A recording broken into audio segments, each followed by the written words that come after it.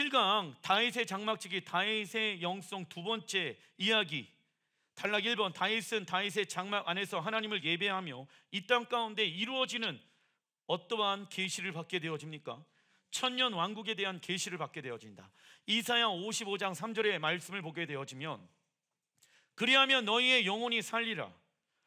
내가 너희를 위하여 영원한 언약을 맺으니 곧 다윗에게 허락한 확실한 은혜이니라. 다윗의 삶 가운데는 어떠한 하나님의 은혜가 있었는가 우리는 알아야 합니다. 왜?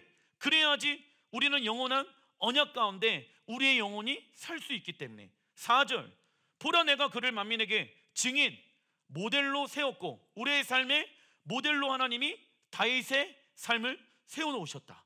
그래서 다윗은 어떠한 영성을 가지고 다윗의 장막을 만들었는가를 알아야 합니다. 그리고 그는 만민의 인도자와 명령자로, 우리를 인도하는 자로, 옛적 그 선한 길 무엇입니까? 하나님의 말씀 토라만이 우리의 길이 되어줘야 합니다. 그 다윗의 삶을 통해서 하나님은 우리를 인도자로 세우셨다, 명령자로 삼으셨다라고 말씀하고 있습니다. 다윗의 장막지기였던 다윗만큼 예수와의 사역에 대해서 더 잘 보여주는 사람은 없습니다. 그래서 우리는 다윗이 하나님께 받았던 기름 부으심을 통하여 다윗의 장막을 세워나가야 합니다. 다윗은 어렸을 때부터 종의 마음과 온유한 마음을 가지고 양들을 돌보고 눈에 보이지 않는 곳에서 충성스럽게 아버지의 집안일을 하였습니다. 그래서 하나님은 작은 일에 충성된 다윗에게 기름을 부어주셔서 이스라엘 나라를 이끌어가는 무엇이 되게 하십니까? 왕이 되게 하십니다. 이 기름 부으심을 어떠한 기름 부으심이라고 얘기합니까? 작은 거에 충성함으로 얻게 되는 기름 부으심. 작은 것에 충성함으로 얻게 되어지는 그 기름 부으심은 어디에서 받게 되어집니까? 베들레헴. 장소를 기억해 주십시오. 그리고 다윗은 사울이 전쟁에서 죽자 왕이 될 수 있는 기회를 얻게 되어진다.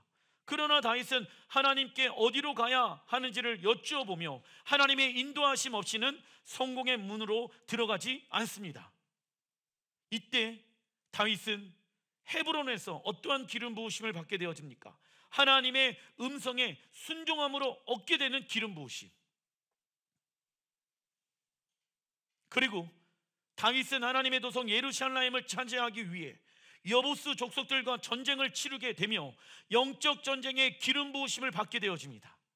예루살렘에서 다윗은요, 여호와의 군대로 정렬하여 얻게 되는 기름 부으심을 받게 되어집니다.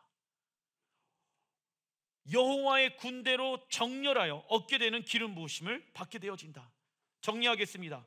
작은 거에 충성함으로 얻게 되어지는 기름 부으심, 하나님의 음성에 순종함으로 얻게 되어지는 기름 부으심, 여호와의 군대로 정렬하여 얻게 되어지는 기름 부으심이 있어야지 다윗의 장막을 운영할 수 있는 장막지기가 되어질 수 있다. 이처럼 하나님은 기름 부으심 안에서 성장하며 그 장소 안에 있길 원하십니다. 베들레헴, 헤브론, 예루살렘, 그 장소 안에 있어야 되는 거예요. 근데 사람들은요, 하나님이 부르신 그 장소에 있기보다는 내가 언제까지 작은 거에 충성해야 되지? 지금 몇 년째인데 20년 채워라, 40년 채워라. 모르겠어. 과연 이 작은 거에 계속 충성하는 게 맞을까? 예, 불안해하지 마십시오. 다윗처럼 그 왕의 기름 부으심을 얻기 위해서는 그 작은 거 안에서부터의 기름 부으심을 통하여서 확장이 되어야 된다고. 그리고 그 시작은요, 적어놔 주십시오. 작은 거에 충성할 때 임하는 기름 부으심을 통하여 우리의 영혼은 무엇하게 되어집니까? 성장하게 되어진다. 왜 우리가 성장하지 못합니까? 작은 것 안에 충성하지 않고 있기 때문에 자라날 수가 없는 거예요. 그러나 문제는 작은 것을 지속적으로 하다 보면 내가 지금 여기서 뭐 하고 있지? 라는 생각이 들 때가 있습니다. 그 생각이 들 때 그 자리를 끝까지 지키는 자가 되어야 합니다. 그래서 우리에게 날마다 새로운 기름 부으심은 필수적인 것이다. 그렇다면 우리 안에서 기름 부으심이 있을 때와 기름 부으심이 없을 때는 무엇으로 점검할 수 있을까요? 기름 부으심이 없을 때에는 갈망함과 하나님 앞에 부르짖는 시간들이 사라지게 되어지며 각종 유혹들이 우리의 삶 가운데 오게 되어집니다. 그러나 우리 안에 기름 부으심이 있을 때에는 무엇으로 만족한 삶을 살아가기 시작할까요? 적어놔 주십시오. 하나님께서 우리를 여전히 사랑하신다는 것으로 만족한 삶을 살아가기 시작한다. 하나님께서 우리를 여전히 사랑하신다는 것으로 만족한 삶을 살아가기 시작한다. 장사가 잘 안 돼요. 그 안에서 불평불만 해봤자 돌파가 일어납니까? 일어나지 않아요. 그 현장 안에서 무엇을 해야 됩니까? 하나님께서 나를 여전히 사랑하십니다. 이 말씀을 가지고 우리는 우리의 영혼에 안정감을 가져야 된다고. 즉 모든 사역의 기름 부으심은 하나님과 친밀함을 통하여 시작되어진다. 그리고 하나님을 향한 우리의 사랑은 그분의 말씀에 순종하는 것을 통하여 표현되어집니다. 그 다윗의 삶 가운데 가장 중요한 때가 언제이냐면 사무엘상 17장과 18장의 내용입니다. 이번 주는 사무엘상 17장의 말씀을 알아보겠습니다. 골리앗이 또 이르되 내가 오늘 이스라엘의 군대를 모욕하였으니 사람을 보내어 나와 더불어 싸우게 하라 한지라. 사울과 온 이스라엘의 블레셋 사람의 이 말을 듣고 놀라 크게 두려워하니라. 이스라엘의 군대의 눈에는 오직 골리앗만 보였고 그 결과 두려움에 사로잡히게 되어집니다. 그래서 사단은 지도자를 두려움과 낭망으로 넘어지게 합니다. 그런데 이 두려움이 왜 우리가 경계해야 할 것이냐면 누가복음 21장 26절 읽어보겠습니다. 시작. 사람들이 세상에 임할 일을 생각하고 무서워함으로 기절하리니 그때 사람들이 인자가 구름을 타고 능력과 큰 영광으로 오는 것을 보리라 말씀하고 있죠. 사람들이 세상에 임할 일, 적그리스도의 핍박을 얘기하고 있는 거예요. 후 3년 반 그 사단이 행하는 일들을 보면서 사람들이 무서함으로 무엇을 합니까? 기절을 한대요.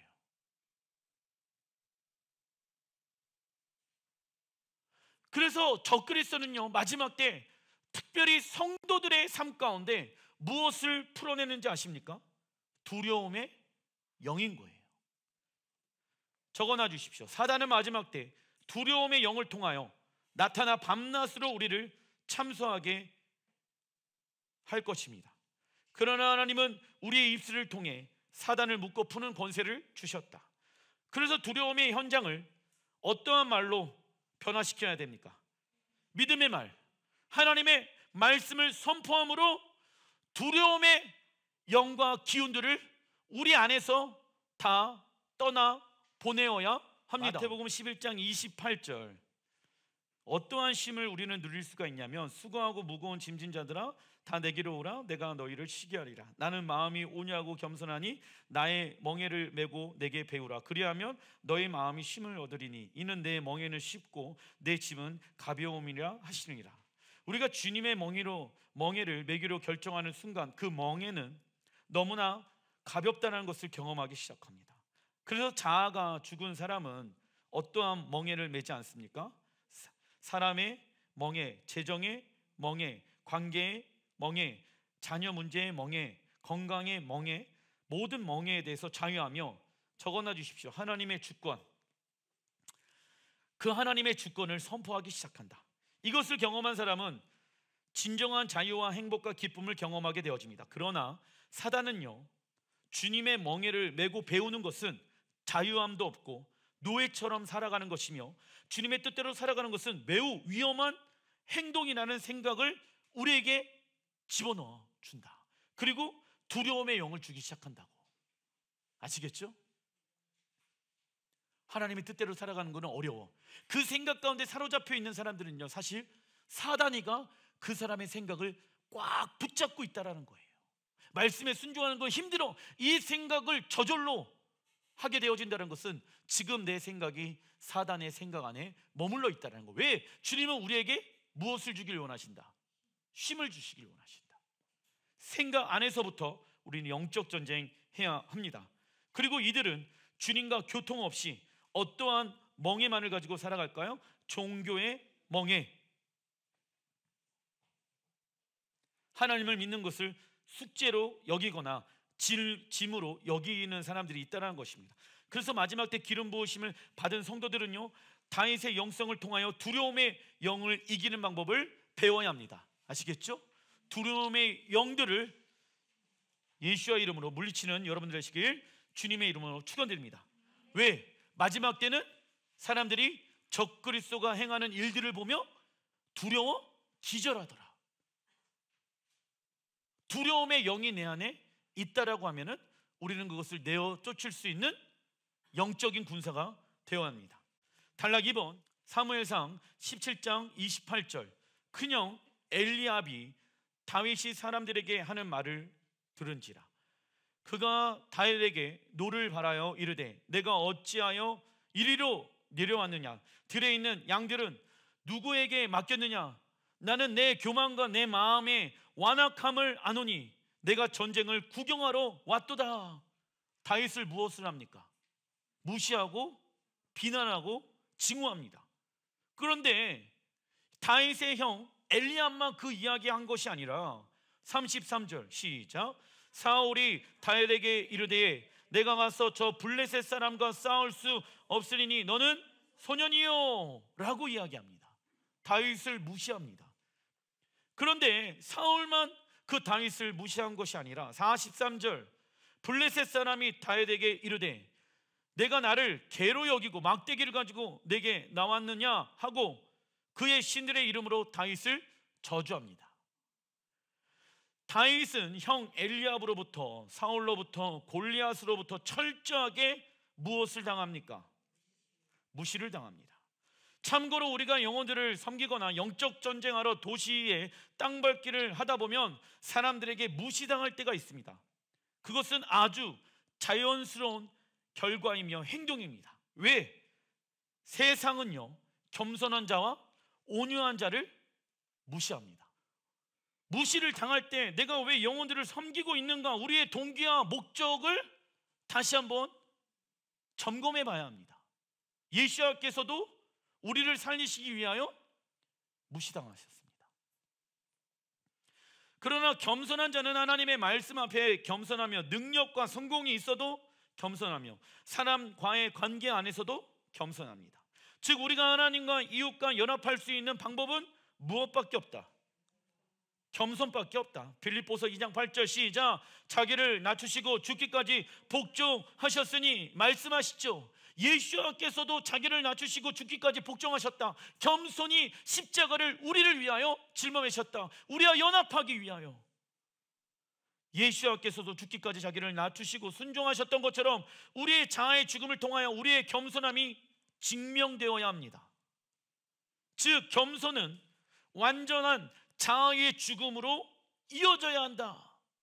그런데 무시당해갖고 나 다음부터 이런 사역 안 해, 저런 사역 안 해, 이러한 것은 아직 자아가 죽지 않았다.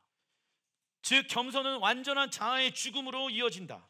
이때 비로소 우리는 옛 자아로부터 어떻게 되어집니까? 자유케 되어지며 예수와의 생명을 누리게 되는 것입니다. 그러나 어린아이의 신앙을 가진 자는 신앙의 기반이 세워져 있지 아니하고 뿌리가 깊이 내려져 있지 않기 때문에 세상 풍조에 밀려 무시당하는 것을 어려워합니다. 요동친다고. 그 결과 어린아이의 신앙생활 가운데 있는 사람들은 뭐가 없다? 신앙생활에 안정감이 없는 거예요.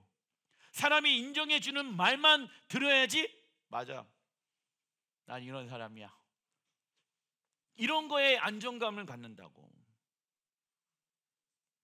그것은 어린아이의 신앙의 모습이다. 사랑하는 성도 여러분, 다윗처럼 겸손의 무기 놓치지 마시길 주님의 이름으로 축원드립니다. 중간이 2번 사무엘상 17장 26절. 이 할례를 받지 않는 블레셋 사람이 누구이기에 살아계시는 하나님의 군대를 모욕하겠느냐? 다윗이 사울에게 말하되 주의 종이 아버지의 양을 지킬 때 사자나 곰이 와서 양떼에서 새끼를 물어가면 내가 따라가서 그것을 치고 그 입에서 새끼를 건져내었고, 그것이 일어나 나를 해하고자 하면 내가 그 수염을 잡고 그것을 쳐 죽였나이다.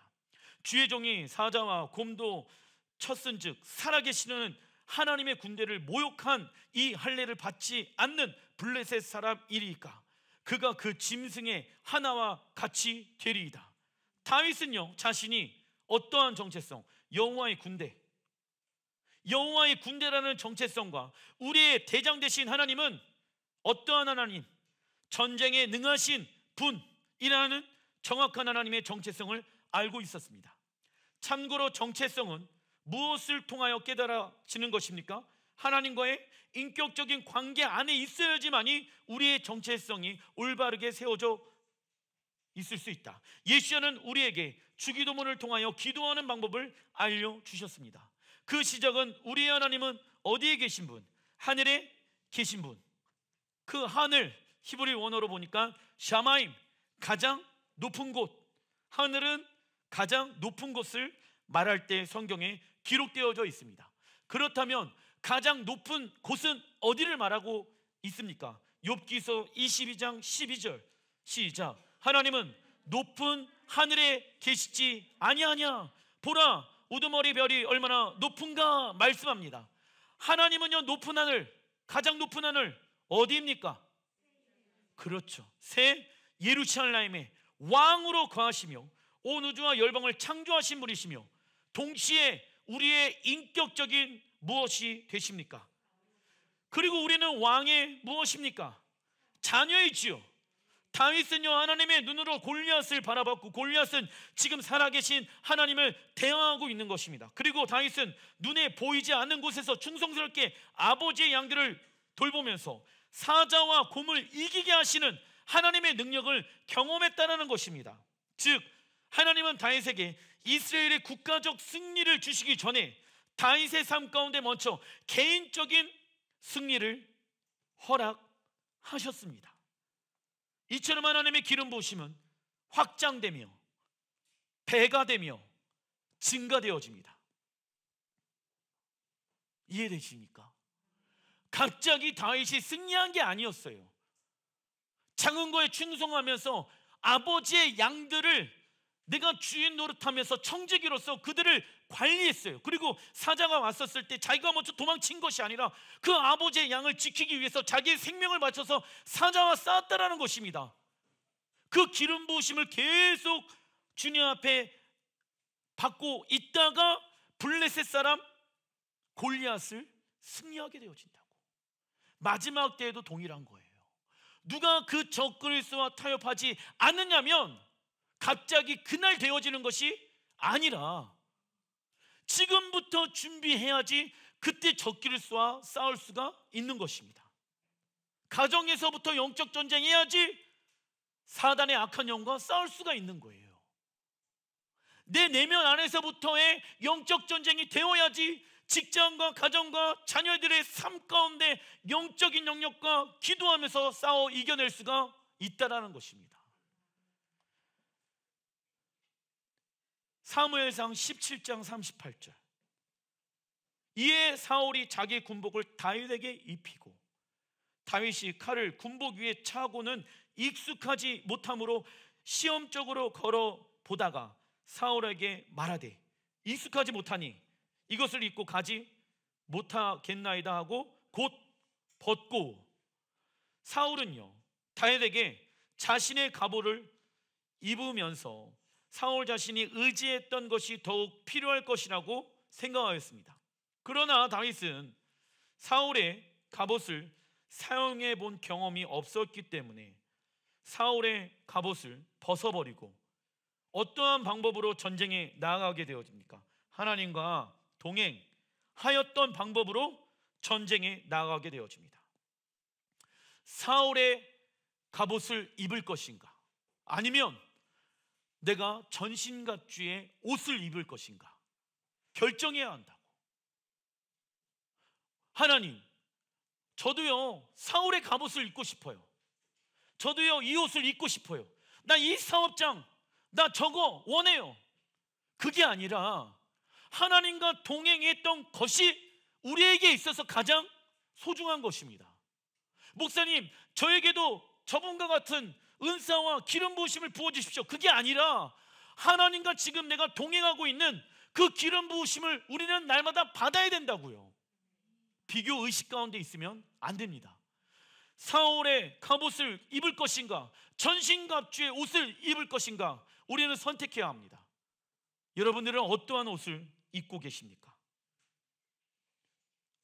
즉 하나님의 종은요, 자기의 의지와 생각과 감정을 왕이신 하나님의 말씀에 섞지 않습니다.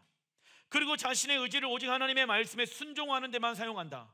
요한복음 16장 13절, 그 결과 진리의 성령이 오시면 그가 너희를 모든 진리 가운데로 인도하시리니. 전신갑주 가운데 유일한 공격 도구는요, 하나님의 말씀으로 만들어진 성령의 검이다. 성령의 검의 특징은 읽어보겠습니다. 시작. 주님과의 친밀한 관계 가운데 들어가면 너무나도 가볍습니다. 어느 누구도 이 검을 내려놓을 수 없습니다. 그런데 이 검을 내려놓게 할 수 있는 방법이 있지요. 그것은 주님과의 관계가 멀어지면 멀어질수록 성령의 검은 무거워져서, 즉 하나님의 말씀이 너무 무겁고 힘들고 어려워서 그 성령의 검을 내려놓을 수밖에 없다라는 거예요. 하나님과의 관계가 되어지지 않기 때문에, 종교의 멍에를 메고 있기 때문에 말씀을 지켜 행하는 것은 어렵다라는 생각부터 우리 안에 사단은 두게 한다. 그래서 우리는 주님을 따를 것인지 아니면 세상을 따를 것인지 매일 선택해야 한다. 성령의 검을 더욱더 단단히 움켜 잡는 그 순간 우리 안에 있는 모든 세포와 조직들에게 하나님의 능력이 거하게 되는 것입니다. 혹시 사울의 갑옷을 입고 있다라고 하면 당장 벗어버리길 주님의 이름으로 축원드립니다. 자, 사무엘상 17장 45절, 다윗이 또 어떠한 행동을 합니까? 다윗이 블레셋 사람에게 이르되 너는 칼과 창과 단창으로 내게 나와 오거니와 나는 만군의 여호와의 이름 곧 내가 모욕하는 이스라엘 군대의 하나님의 이름으로 내게 나아가노라. 여호와의 구원하심이 칼과 창에 있지 아니함을 이 무리에게 알게 하리라. 전쟁은 여호와께 속한 것인즉 그가 너희를 우리 손에 넘기시리라. 다윗은 이 전쟁이 하나님께 속한 전쟁이기에 칼과 창, 인간적인 힘은 아무런 도움이 되지 않고 힘이 되지 않고 골리앗이 모욕하는 어떠한 이름으로 나아가게 되어집니까? 이스라엘 군대의 하나님의 이름. 그런데 우리는요, 이 다윗과 골리앗의 싸움 가운데 다윗이 만군의 여호와의 이름으로 나갔다라고만 생각합니다. 지금 이제 굉장히 중요한 이야기를 합니다. 그런데 만군의 여호와의 이름 곧 내가 모욕하는 이스라엘 군대의 하나님의 이름으로 나아가야 되거든요. 하나님은요, 이스라엘의 군대의 하나님이십니다. 그런데 왜 이 이야기를 하고 있는지 아십니까?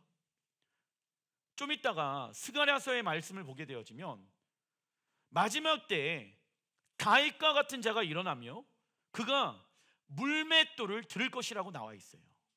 그래서 마지막 때 하나님이 다윗의 장막에 예배를 회복시키며 그 다윗과 같은 마음을 가진 자를 일으키신다라고 말씀하고 계시죠. 왜 다윗의 영성이 중요한지 아십니까?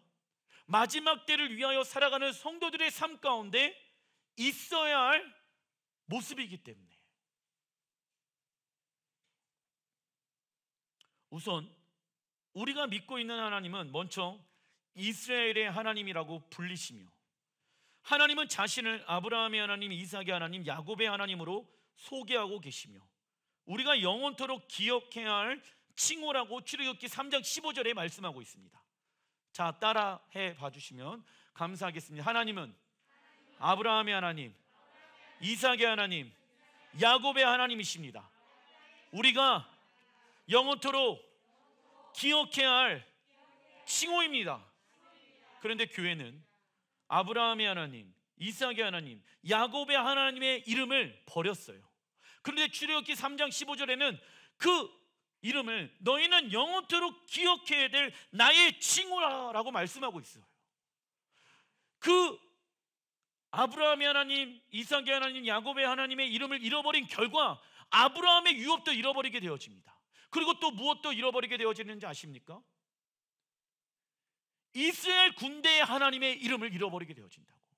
그런데 이스라엘의 군대의 하나님을 잃어버리게 되어지면은 마지막 때 우리의 삶이 어디 앞으로 정렬해야 할 것인가를 모르게 되어진다고. 이스라엘의 군대의 하나님 이름 앞으로 정렬되어져야 되는데 잘못했다가는 적그리스의 이름 앞에 정렬되어질 수도 있다고.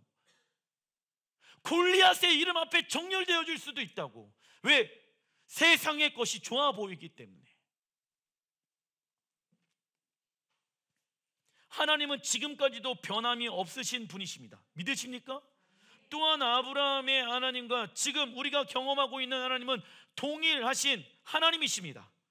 아브라함과 이삭과 야곱의 신앙, 우리 또한 그 동일한 신앙임을 강조하고 있다고 갈라디아서 3장 29절에 말씀하고 있지요.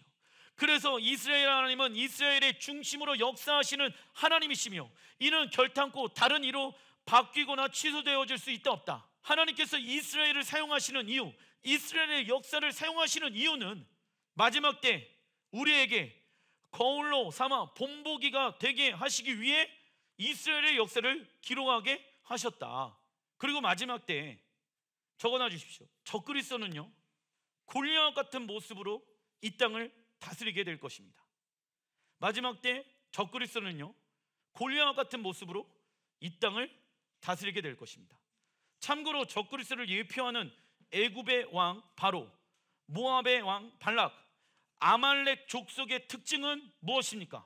이스라엘을 매우 싫어하며 괴롭히며 공격합니다.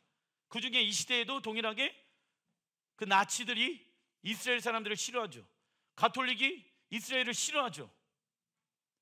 그래서 마지막 때 적그리스도와 열방들은요 하나가 되어져서 강력한 무기를 가지고 이스라엘과 기름 부으심을 받은 자 다윗과 같은 자를 대적할 것입니다.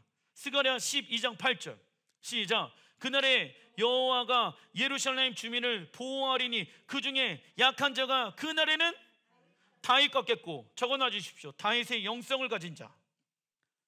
사람들의 눈으로 봤었을 때는 다윗의 영성을 가진 자들, 하나님께 기름 부으심을 받은 자들이 약해 보일 수 있다라는 거예요. 목사님 정말 이게 맞습니까? 적그리스도가 우리를 너무나도 많이 짓밟고 있고 어렵게 하고 있는데 이게 맞습니까? 약해 보일 수 있다라는 거예요. 그런데 하나님은 그 약한 자가 그날에는 무엇과 같겠고, 그날은 언제입니까? 예수님께서 왕으로 예루살렘에 오시는 그날 얘기하고 있는 건 아니겠습니까? 그때 두려워하지 마십시오. 9절 예루살렘을 치러 오는 이방 나라들을 그날에 내가 멸하기를 힘쓰니라. 자, 골리앗도 이방 나라죠. 누구를 멸하려고 옵니까? 이스라엘. 그게 스가랴 말씀과 마지막 때의 전쟁과 지금 연결되어지는 거예요. 그러나 기름 부으심을 받은 우리의 무기는 물 맷돌이 되어야 합니다. 그게 어디에 나와 있냐? 스가랴 9장 14절 읽어보겠습니다. 시작. 여호와께서 그들 위에 나타나서 그들의 화살을 번개같이 쏘아내실 것이며 주 여호와께서 나팔을 불게 하시며, 몇 번째 나팔? 7번째 나팔 심판이 풀어지는 거예요. 시작. 남방 회오리 바람을 타고 가실 것이니라. 만군의 여호와께서 그들을 호위하시리니 그들이 원수를 삼킴에 물 맷돌로 밟을 것이며. 아멘.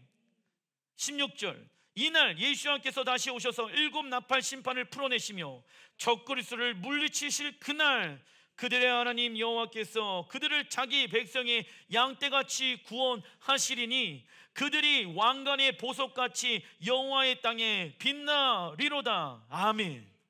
뭐라고 얘기합니까?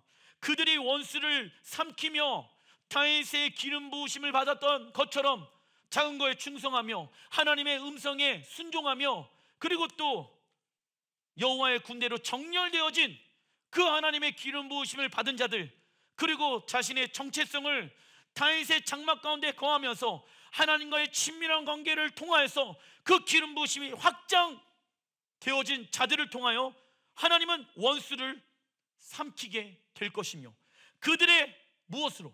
물맷돌로 그들을 밟을 것이며. 할렐루야. 그게 어디에 나옵니까? 스가랴 9장에 나오는 거예요. 그러니까 예전에는 골리앗과 다윗의 싸움 딱 생각하면은 그냥 그때의 이야기라고만 생각합니다. 그러나 그때의 이야기는요, 마지막 때 반복되어진다. 그때 우리는 그냥 단순히 만군의 여호와의 이름만을 가지고 싸우면 된다. 이스라엘 군대에 하나님의 이름으로 정렬되어야 하는 거예요. 그렇다면 이스라엘의 군대가 무엇인지, 하나님은 왜 이스라엘을 중요하게 생각하는지 우리가 배웠지요. 왜 예루살렘을 하나님은 중요하게 생각하는지 우리는 배웠다라는 거예요. 그때 예배하고 경배하는 것이 얼마나 적그리스도의 입장에서는 야, 니들 할 수 있는 게 예배하고 경배하는 것밖에 없지 약해 보입니까?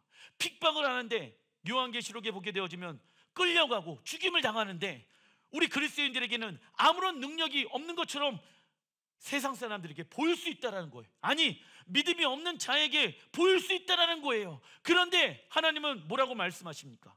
인내하는 자들에게 그때 다윗과 같이 그들을 일으켜서 원수를 삼킬 것이며. 할렐루야.